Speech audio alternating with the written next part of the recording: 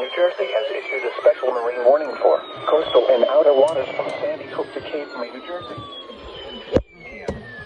At 8:14 p.m., a cold front was located along the line extending from near Lower New York Harbor to 15 nautical miles southwest of Clifford Beach to 26 nautical miles northeast of Pea Patch Island, moving east at 40 knots. Hazard, wind gust 34 knots or greater.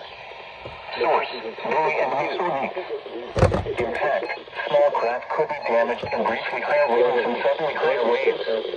Locations impacted include Seagirt Reef, Atlantic Reef, Ocean Reef, Long Island, Coral Reef, Gardens Island Reef, Coastal Coral Reef, Clifford Beach, Seaside Park, Great River Reef, and Ocean Reef.